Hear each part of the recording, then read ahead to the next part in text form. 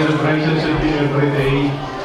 Then yung tema ng celebration ngayon, sabi doon, celebrating the Filipino family, resilient and caring.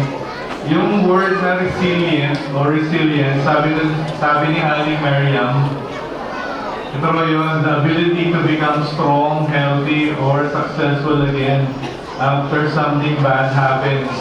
And so considering na yung mga nangyaring baha at bagyo, anong nangyari sa atin dito sa Dagupan, ang pamilya natin ay kayang tumayo. Our Father leads in family prayer to share their love for Father in heaven. God gave us. At times kasi nag-focus tayo with yung mga hanap buhay, paano kumita, mag-save up, para mag-save sa future, sa mga pangangailangan ng family. But besides yung ating role to provide for the family, kinakailangan din nandun tayo para mamuno dun sa family, make sure na natuturuan sila ng magandang asal at nabibigyan ng quality time yung bawat isa. My mother's purpose is to care, prepare, to nurture and to strengthen all her children.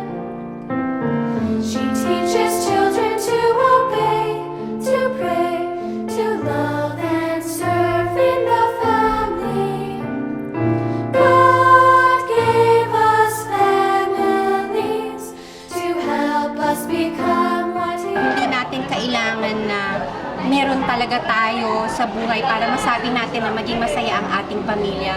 Kung merong pagmamahalan, respeto, yung madali ka magpatawad, yan ay mga sangkap para magkaroon tayo ng isang maligaya at maayos at mapayapang pamilya. and be a good example to each family member.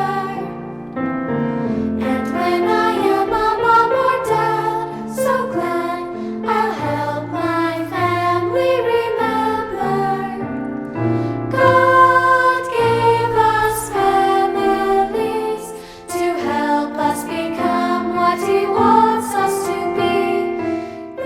Pasalamatan po natin ang ating puting mayor na si Belen Fernandez na laging nagbibigay ng oras sa buong komunidad natin, sa pamilya ng mga Dagupenyo. At kita po natin, nararamdaman natin ang kanyang pagmamahal sa ating lahat.